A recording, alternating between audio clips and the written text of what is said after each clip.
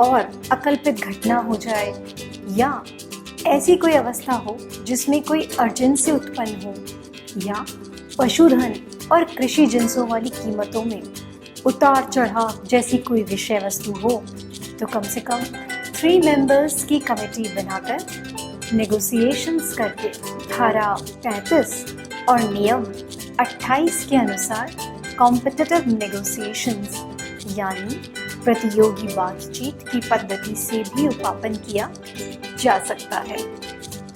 इसे भी पोर्टल पर डालना आवश्यक नहीं है तथा इसमें अपील का भी कोई प्रावधान नहीं है। जहां पर सब्जेक्ट मैटर की डिमांड रिकरिंग नेचर की हो यानी कि उपापन संस्था को इस प्रकार का प्रोक्योरमेंट बारंबार करना हो तो ऐसे में दर संविदा यानी कि रेट कॉन्ट्रैक्ट की उपापन पद्धति धारा 36 और नियम 29 के अनुसार अपनाकर प्रोक्योरमेंट किया जा सकता है।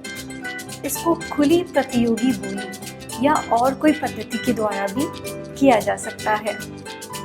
इसमें अप्रॉक्सीमेट क्वांटिटी तो बता दी जाती है लेकिन मिनिमम परचेज क्वांटिटी की कोई गारंटी नहीं होती है। दर संविदा की कालावधि सामान्यतः 1 वर्ष बजट व्यवस्था और करों के उद्ग्रहण के अनुरूप होने के लिए अधिमानतः 1 वित्तीय वर्ष होगी। यह है और कम कालावधि की हो सकेगी यदि बाजार कीमतों में महत्वपूर्ण परिवर्तन होने की प्रत्याशा हो। यह अधिकतम 2 वर्ष की दीर्घतर कालावधि तक भी हो सकेगी यदि बाजार कीमतों में महत्वपूर्ण परिवर्तन होने की प्रत्याशा न हो।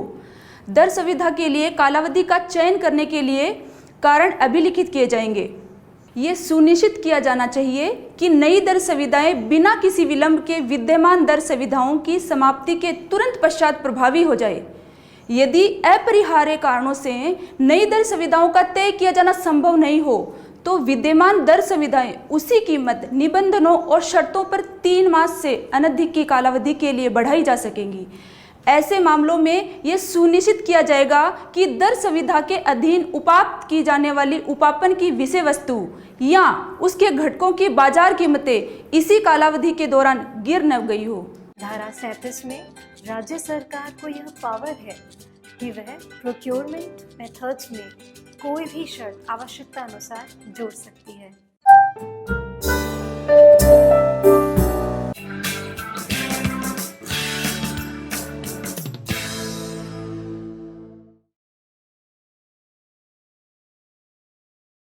दोस्तों, अब हम बात करते हैं उपापन के एक महत्वपूर्ण तरीके की पद्धति की।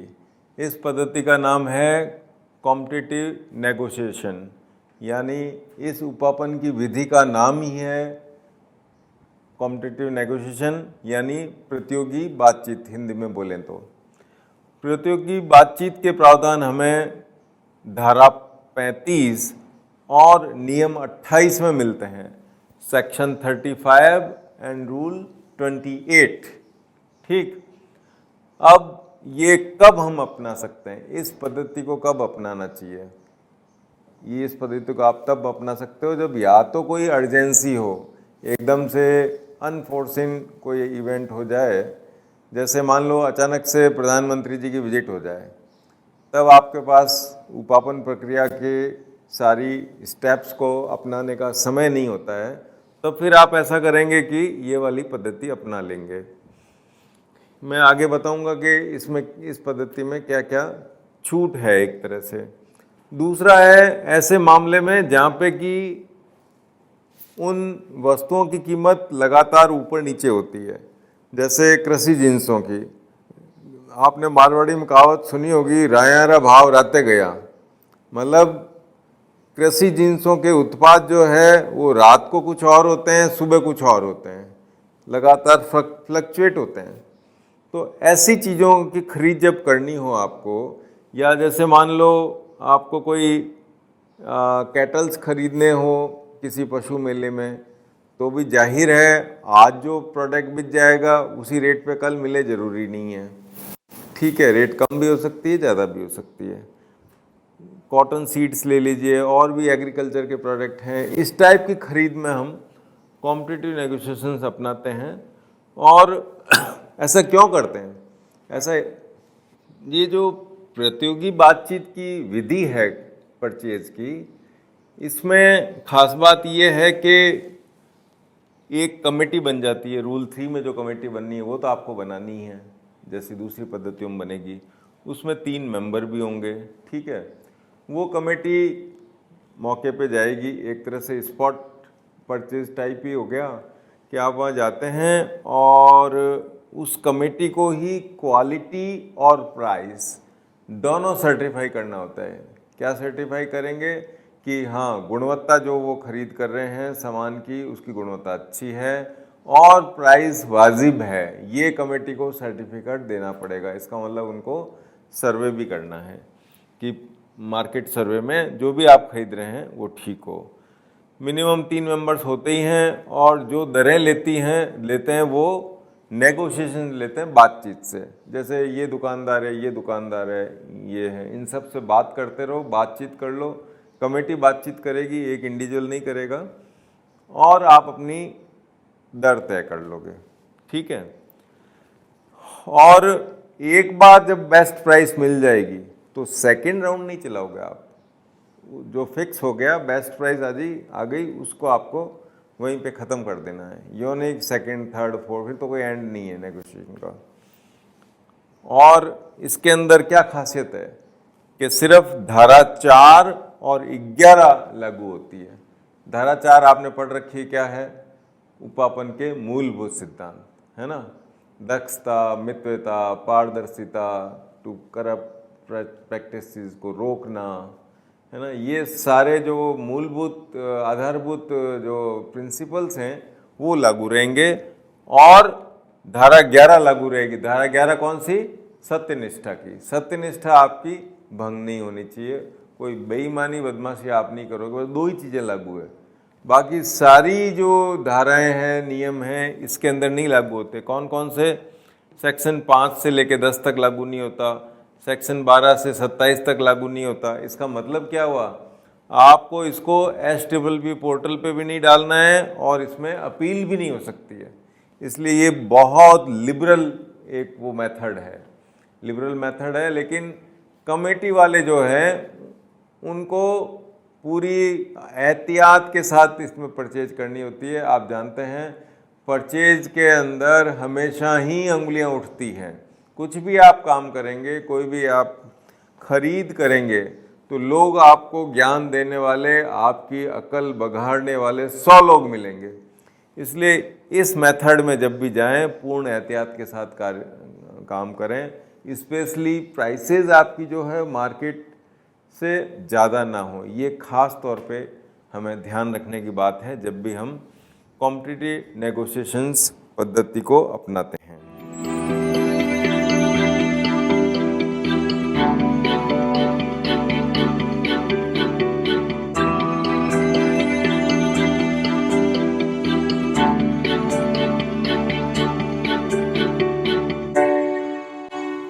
अगला लेते हैं हम रेट कॉन्ट्रैक्ट, दर संविदा।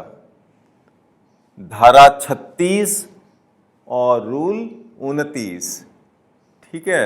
Section 36, rule 29। दर संविदा की नौबत कब आती है? कब करेंगे दर संविदा? दर संविदा हम तब करते हैं जब आपकी विषय वस्तु जो है उसकी रैकरिंग आधार पे आपको ज़रूरत पड़ती है, आवर्ती मांग होती है, बार बार ज़रूरत पड़ती है। जैसे मान लीजिए मुख्यमंत्री दवा योजना है, तो इसमें दवाओं की निरंतर आवश्यकता पड़ती रहती है, पूरे साल आवश्यकता पड़ती है। और पूरे साल की दवा आप खरीदें, माना कि 700 करोड़ की दवा खरीदनी है, तो 700 करोड़ का दवा न तो आप एक दिन में ऑर्डर देके कहीं स्टोर रखने की स्थिति में है, और ना ऐसा करना चाहिए, क्योंकि हो सकता है कोई दवा का ज़रूरत मौसम के हिसाब से आपको ज़रूरत पड़ती हो, मौसमी बीमारियों में आवश्यकता हो तब ज़रूरत पड़ेगी।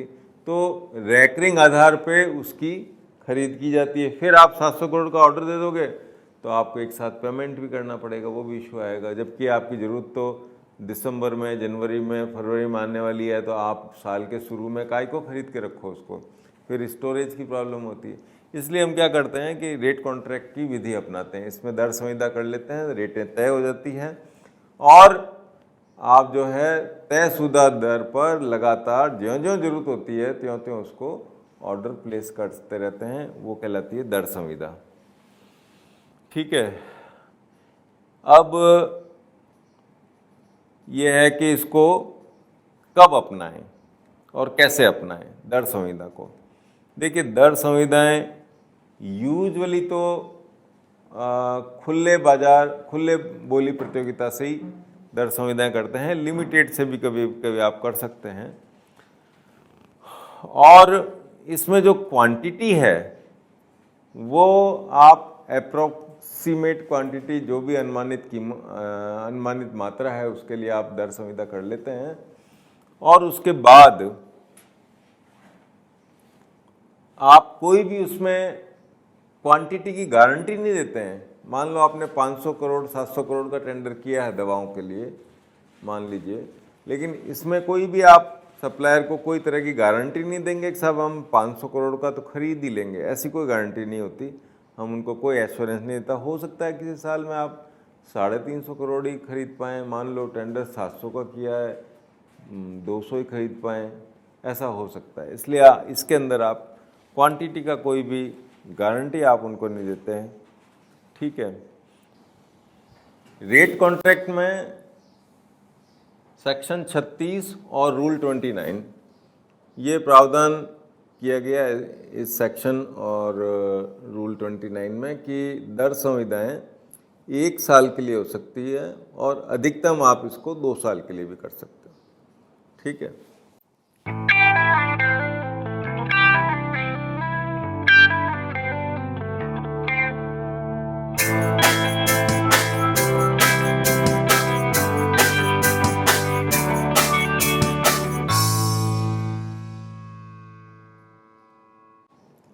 रेट कॉन्ट्रैक्ट में पैरेलल आरसी का भी प्रोविजन है।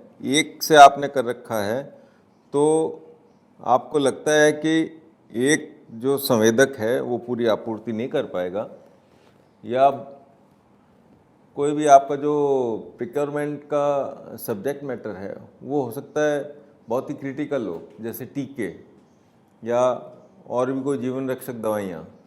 मान लीजिए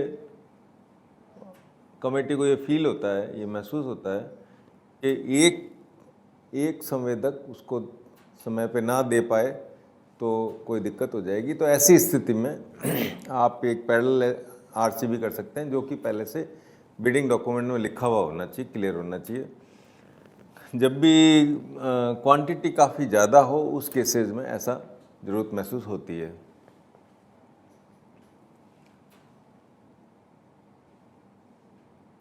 ये आप जो है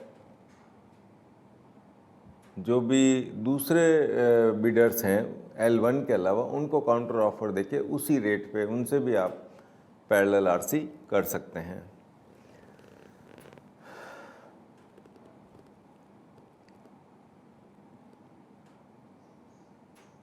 एक इसके अंदर महत्वपूर्ण जो क्लॉज है वो ध्यान देने वाली बात है कि प्राइस फॉल क्लॉज इसके अंदर हम जरूर डालते हैं। इसके अंदर इनबिल्ट है, ये इसका एक फीचर है खास तौर पे। इसके अंदर हम संवेदक से, कॉन्ट्रैक्टर से, ठेकेदार से ये कमिटमेंट लेते हैं कि जो रेटों पे हमको दे रहा है उससे कम रेट पर अगर उसने कहीं पे भी स्टेट में सप्लाई कर दी, राज्य में, तो वो तुरंत जो है वो कम जो रेट वहाँ पे दे के आएगा उसी रेट पे हम उसको पेमेंट करेंगे। मतलब हमारी रेट भी ऑटोमेटिकली कम मानी जाएगी। ऐसा इसके अंदर ये एक क्लॉज डाल के रखते हैं ताकि मान लो रेटें गिर जाए, कम हो जाए, तो हमें कोई नुकसान ना हो। ये पर्पज़ है इसका। ठीक है, और इसमें आपको जो आरसी है जो आप हर साल करते हो तो उसको टाइमली आपको शुरू करना है। मतलब कोई गैप नहीं होना चाहिए। आपको इस तरह से टेंडर मैनेज करना है कि एक आरसी ख़त्म हो उससे पहले पहले दूसरी आरसी आपके पास तैयार पड़ी हो साइन करने के लिए। इसको आप अधिकतम 3 महीने तक आगे बढ़ा सकते हैं। एक्सटेंशन अगर देंगे तो 3 महीने का देंगे। उसके अंदर भी शर्त ये है कि मार्केट प्राइसेस नहीं गिरी है, ये कमेटी को सर्टिफाई करना पड़ेगा। अगर दरें नहीं गिरी है तो 3 महीने के लिए और आप बढ़ा सकते हो। ठीक है।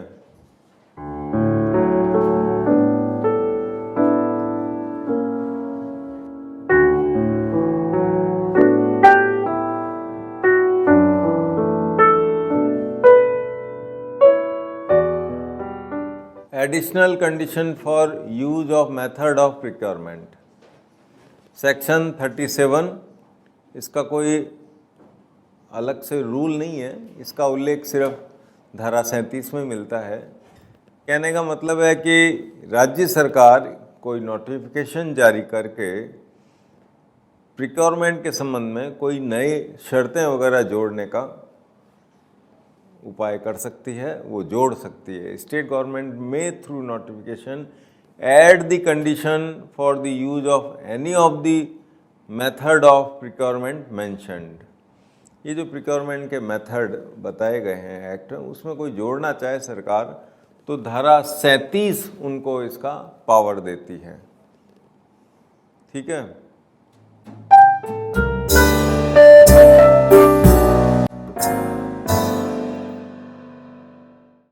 राजस्थान में आरटीपीपी एक्ट 2013 से लागू हुआ है।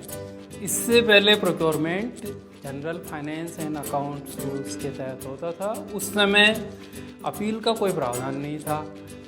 आरटीपीपी एक्ट के चैप्टर 3 में अपील के लिए प्रावधान किए गए हैं। बिडिंग डॉक्यूमेंट जब प्रोक्योरिंग एंटिटी बनाती है तो उसमें फर्स्ट अपील अधिकारी और सेकंड अपील अधिकारी साफ तौर पे लिखा होता है। अब अगर किसी बोलीदाता को प्रोक्योरमेंट रिलेटेड कोई ग्रीवेंस हो तो वो 10 दिन में 2500 रुपये की फीस जमा कराकर पहली अपील कर सकता है और दूसरी अपील करने के लिए 10,000 रुपये की फीस और 15 दिन का टाइम फिक्स है। फर्स्ट अपील में यदि कोई हार जाए तो उपापन संस्था भी सेकंड अपील कर सकती है और जो हार गया वो बिडर या प्रोस्पेक्टिव बिडर वो भी अपील कर सकता है। अपील करने के लिए फॉर्म नंबर 1 भरना होता है जिसके साथ शपथ पत्र लगाना होता है और अपील की फीस लगानी पड़ती है और जितनी रिस्पोंडेंट्स हैं उतनी ही प्रतियों में आपको अपील की प्रतियां भी साथ में लगानी पड़ती है। अपील अथॉरिटी दोनों पक्षों की सुनवाई करने के बाद 30 दिन में आदेश जारी करता है और ऐसा आदेश जो जारी होता है उसको पोर्टल पर डालना जरूरी है। धारा 39 में अपील अधिकारी उस प्रोक्योरमेंट प्रोसेस पर स्टे ऑर्डर भी जारी कर सकता है।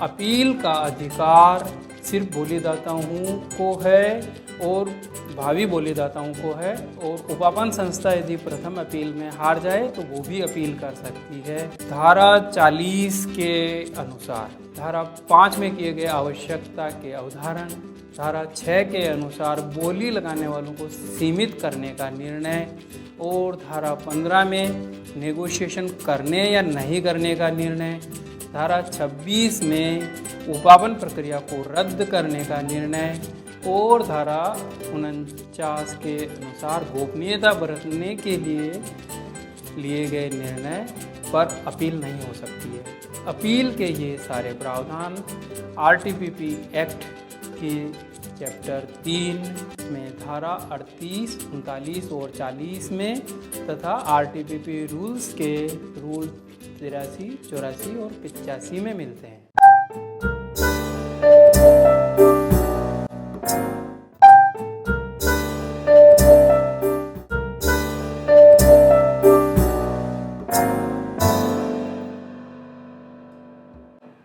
अगला चैप्टर है अपीलों का, अपील्स।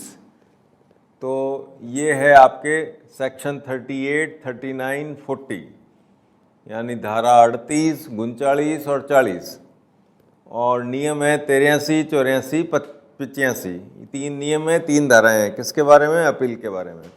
कौन कौन सी है? धारा 38, 39, 40 ये तो है एक्ट में और नियम में मिलता है। नियम आपका 83, 84 और 85 आपको पढ़ना पड़ेगा जब भी अपील की बात होगी, है ना। तो आपको अपील करने के लिए सबसे पहले तो एक फॉर्म भरना है ना, जो कि आपको रूल 83 में दे रखा है। फॉर्म नंबर 1 कहलाता है, ये आप भरोगे। इसके अंदर एनक्लोज क्या क्या करोगे आप, एक तो उसके अंदर कुछ प्रश्न के स्वरूप में कुछ चीज़ें पूछी हुई है उस फॉर्मेट में, वो भरनी है। एक एफिडेविट लगाना पड़ेगा और एक जो भी उसकी फ़ीस है अपील की वो आपको चुकानी पड़ेगी। तो ये 3 चीज़ें आपको एनक्लोज करनी है, ठीक है। अपील आप खुद आके दे सकते हो, रजिस्टर्ड पोस्ट से भेज सकते हो, या अपने अधिकृत व्यक्ति के साथ भेज सकते हैं। ये जो फीस है वो नॉन रिफंडेबल होगी डीडी और बैंकर्स चेक के रूप में, ठीक है। फर्स्ट अपील आपको 10 दिन में, जब भी आपका ग्रीवेंस हुआ, जब भी आपको किसी ऑर्डर के से तकलीफ है, पी ने कोई निकाला होगा, मान लो टेक्निकल बिड में आपको आउट कर दिया, तो जिस दिन उन्होंने आउट करने का ऑर्डर निकाला है उस दिन से 10 दिन के अंदर अंदर आप पहली अपील कर सकते हो। उसकी फ़ीस लगेगी 2500 रुपये, ठीक है। और कॉम्पिटेंट अथॉरिटी ये पूरा प्रयास करेगी कि आपकी अपील 30 दिन में वो निपटा दे, ठीक है। ये बात हुई फर्स्ट अपील की। सेकंड अपील 15 दिन में आप कर सकते हैं। किससे? कॉज ऑफ एक्शन अराइज होने से। जो भी जिस चीज़ से भी आप ग्रीवेंस हुई है आपको, उसके 15 दिन के अंदर अंदर आप सेकंड अपील भी लगा सकते हैं। अब ये सेकंड अपील की नौबत कब आती है? जब फर्स्ट अपील में आप हार गए हों। मान लो कॉन्ट्रैक्टर जो है फर्स्ट अपील के निर्णय से संतुष्ट नहीं है, तो वो सेकंड अपील में जाएगा। वो 15 दिन में कर सकता है, यानी कि फर्स्ट अपीलेंट अथॉरिटी ने निर्णय दिया उसके 15 दिन के अंदर अंदर उसको सेकंड अपील लगानी है। फीस लगेगी उसकी 10,000 रुपये, और उसमें भी कॉम्पिटेंट अथॉरिटी ये पूरा प्रयास करेगी कि आपकी अपील का निस्तारण 30 दिन में हो जाए।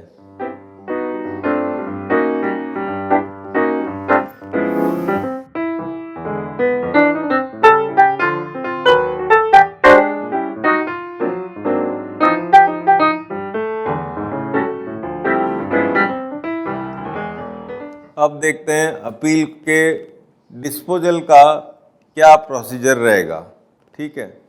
सबसे पहले क्या करेंगे, सारे रेस्पोंडेंट्स को अपीलिंग अथॉरिटी एक नोटिस जारी करेगी कि भाई आपके विरुद्ध ये हमें प्रतिवेदन प्राप्त हुआ है। किसका प्राप्त हुआ है? संवेदक का। जो भी कॉन्ट्रैक्टर्स हैं, बोलीदाता हैं, उनका ये प्रतिवेदन प्राप्त हुआ है। तो वो नोटिस जो है सभी रेस्पोंडेंट्स को इशू होंगे अलॉन्ग विद द डॉक्यूमेंट्स। जो उन्होंने दस्तावेज लगाए वो लगेंगे। फिर आप क्या करोगे, अपीलिंग अथॉरिटी क्या करेगी, डेट फिक्स करेगी हियरिंग की, सुनवाई का मौका देगी दोनों पक्षों को बुलाकर, जिसने टेंडर जारी करा है उसको भी और बोलीदाता को भी, दोनों को बुलाया जाएगा, हियरिंग होगी, ठीक है। अब हियरिंग की डेट पे वो जो है दोनों पार्टियों को सुना जाएगा। सुनकर और फिर एक आदेश पारित किया जाएगा कारण सहित कि किस तरह से ये अपील स्वीकार्य है या अस्वीकार्य है, ठीक है। और दोनों पार्टियों को कॉपी भी देंगे और इसको SPPP पोर्टल पे डालना भी जरूरी है। वो तो हर हाल में जरूरी है।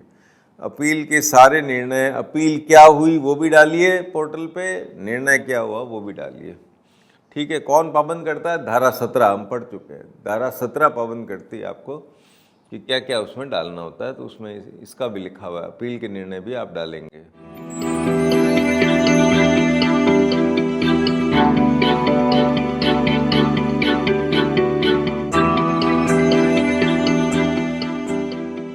अब है सेक्शन 39। इसका कोई रूल नहीं है, सिर्फ धारा में दे रखा है।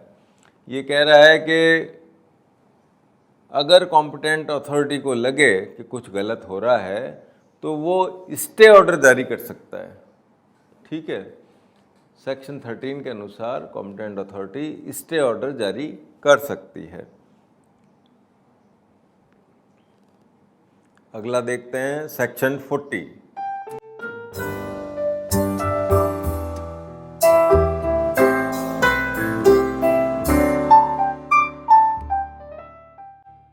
ठीक है। सेक्शन 40 हमको बताता है कि रूल ये जो सेक्शन 40 से रिलेवेंट जो है ना, साथ साथ जो आपको पढ़ने की बात है, वो है पॉइंट नंबर 4 ऑफ एनेक्सर सी। एक पीछे अनुच्छेद दे रखा, एनेक्सर दे रखा है, एनेक्सर सी कहलाता है वो, उसका बिंदु संख्या 4 भी इसमें रिलेवेंट है। अब वैसे सेक्शन 40 है किस बारे में, कि कौन कौन से मामले में अपील नहीं हो सकती। कुछ चीज़ें सरकार ने पहले ही तय कर दी कि अपील होगी ही नहीं। किस में नहीं होगी? सेक्शन 5 में। सेक्शन 5 क्या था? Determination of need. Determination of need में क्या होता है? आप ये देखते हैं कि आपको कितनी क्वांटिटी खरीदनी है, किस मेथड से आप खरीदेंगे, वगैरह वगैरह। ठीक है, आप अपनी आवश्यकता का अवधारण करते हैं। तो कोई ये नहीं कह सकता कि आपने अपनी आवश्यकता का अवधारण क्यों नहीं किया। मेरी ज़रूरत थी, मैंने कर लिया, मेरे को जैसा मेथड ठीक लगा वो मैंने अपना लिया। इस विषय पे सेक्शन 5 के प्रोविज़न पे कोई अपील नहीं करेगा। ठीक है, मतलब प्रोक्योरिंग एंटिटी को स्वतंत्रता है कि वो अपनी आवश्यकता का अवधारण अपनी समझ और बुद्धि से कर सके। इसमें किसी को अपील लगाने का कोई राइट नहीं है। ठीक, अगला है सेक्शन 6। सेक्शन 6 क्या था? कि आप पार्टिसिपेशन को लिमिटेड करते हैं। अब देखो, हमने सेक्शन 6 में पढ़ लिया था कि पी तो करता नहीं है, प्रोक्योरिंग एंटिटी है जो टेंडर जारी करता है वो कोई ये काम नहीं करता, ये करती है सरकार।